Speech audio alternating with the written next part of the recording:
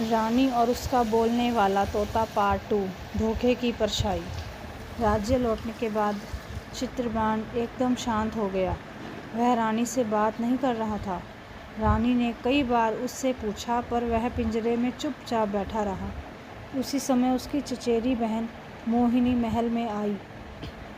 मोहिनी बहुत सुंदर और चतुर थी, लेकिन उसके भीतर जलन और लालच का जहर था। वह बचपन से ही रानी से ईर्ष्या करती। मोहिनी ने मीठी बातें करके रानी का विश्वास जीत लिया और धीरे धीरे दरबार में प्रभाव जमाने लगी।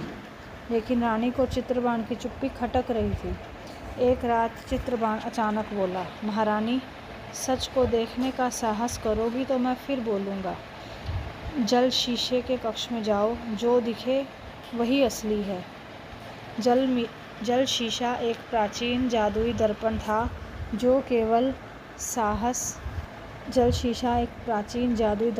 जो केवल सत्य दिखाता था, चाहे वह कितना भी कठोर क्यों न हो।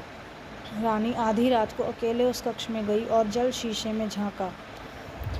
उसने देखा मोहिनी काले जादू से चित्रबाण को चुप करा रही थी और दरबार में रानी की जगह लेने की योजना बना रही थी। अगले दिन रानी ने सभी दरबारियों को बुलाया और जल शीशे के सामने मोहिनी को लाया। जैसे ही मोहिनी उसमें झांका, उसका असली चेहरा सबके सामने आ गया। वह एक काली जादूगरनी के रूप में सबके सामने प्रकट हो गई। मोहिनी चिल्लाने लगी, पर रानी ने उसे राज्य से निकाल दिया। अब चित्रबाण फिर से मुस्कुराया और बोला, महारानी, आपने 2 बार अपने भाग्य को खुद चुना। मैं केवल सलाहकार नहीं, गवाह बन चुका हूँ आपके विवेक, साहस और न्याय का।